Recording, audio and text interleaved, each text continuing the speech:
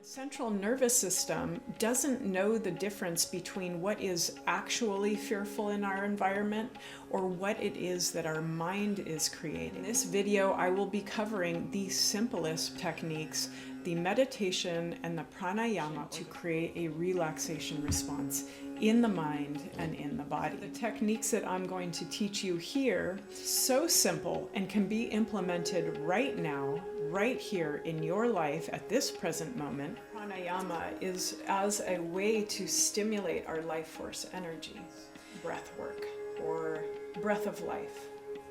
Prana is life force energy, and ayama is our elongation or our retention, basically the control of the breath.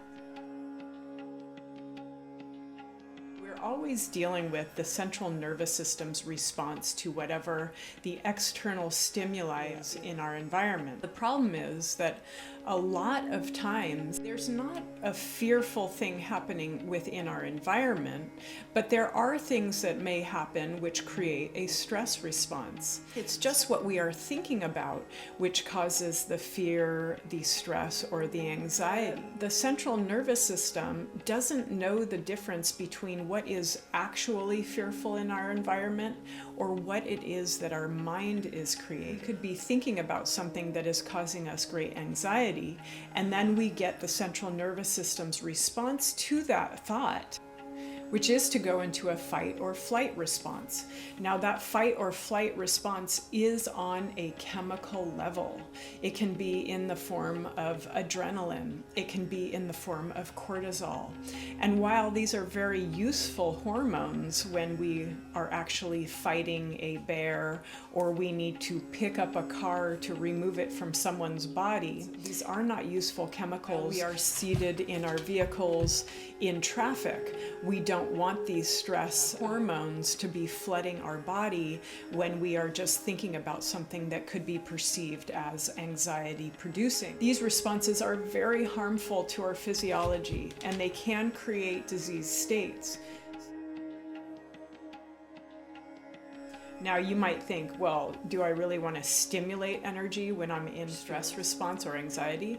Well, yes, you actually do, because what happens when we stimulate this other energy, we create a response within the brain, which will release chemicals that create a sense of well-being and a reduction of stress or anxiety. Next time that you encounter either a thought pattern or an actual stress producing situation in your life, you will have the tools to override the fear response. Calmness and relaxation produce the feel-good hormones, the ones that are beneficial to our lives, like dopamine and serotonin. We are using here ancient techniques of yoga practice, and we are applying them to our modern day lifestyle and our modern day stresses and our modern day anxiety producing situations. And we are going to instead stimulate a relaxation response in the body, which is healing and which promotes health. So prana is our life force, ayama is the elongation, the control and the retention of breath, and it will change your life, I promise. I began these when I was 19 years old. I learned how to practice meditation and begin my awareness of the breath. I use it in any situation in which I begin to feel fear or anxiety or stress. I begin to create that meditative mind, and I bring my awareness to the breath. Be patient. That's a big part of this process, is learning to be more patient, to have more stillness, and to have the attention span to take yourself through a meditation practice.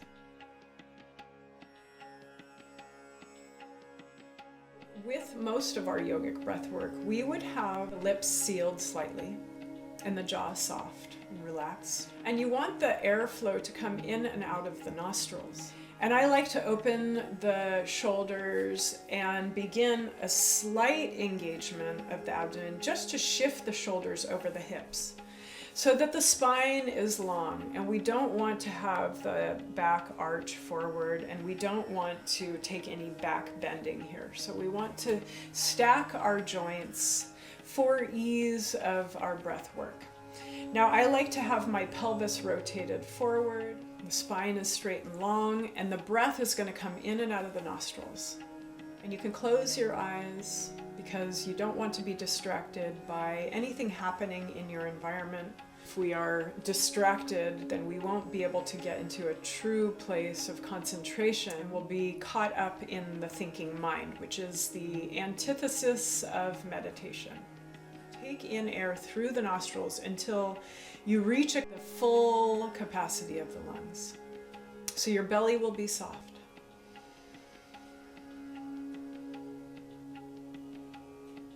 And then you'll begin to exhale deeply. As you exhale, you want to release as much air from the lungs as possible so you can draw your abdomen into engagement. Draw the belly button back. And then you'll begin again to release the belly, release the abdominal contraction to fill the lungs fully with air.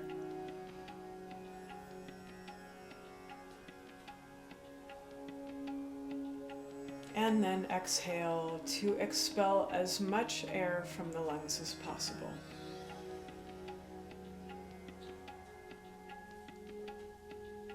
Inhale to expand.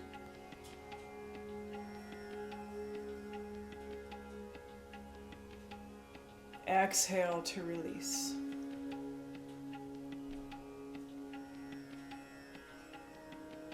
Continue on just sitting in quiet, focusing on the breath. It's important to realize that you don't have to get anywhere. You only have to be here. You're not trying to achieve anything.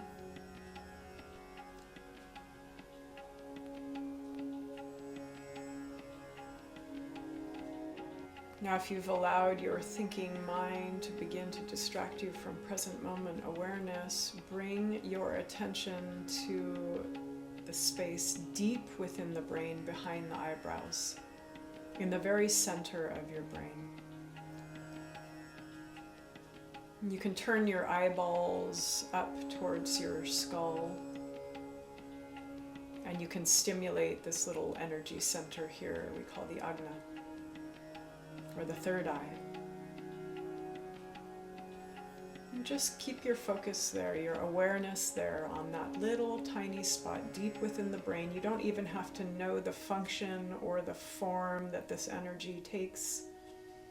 Just bring your awareness to the very center of your brain and continue your breath.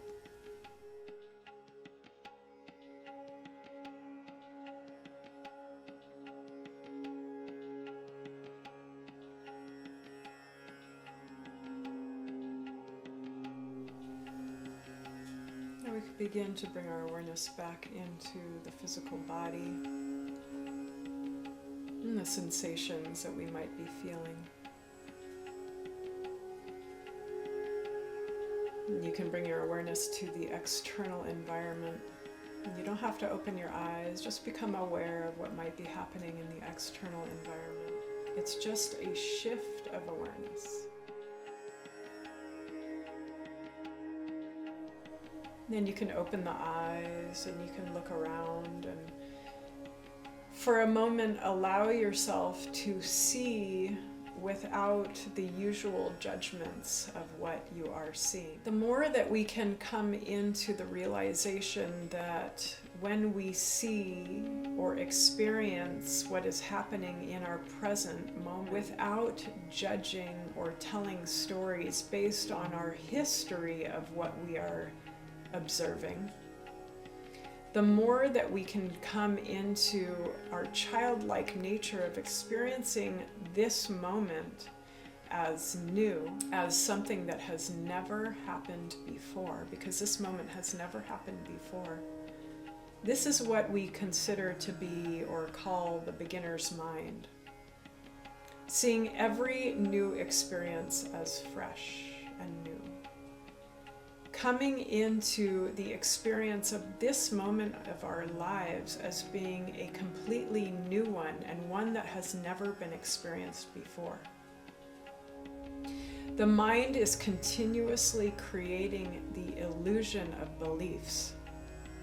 When we judge others, we are creating an illusion that we understand what others do or feel or think. We are retrieving the illusion of our past experiences as we experienced them and understood them at the time that they were happening.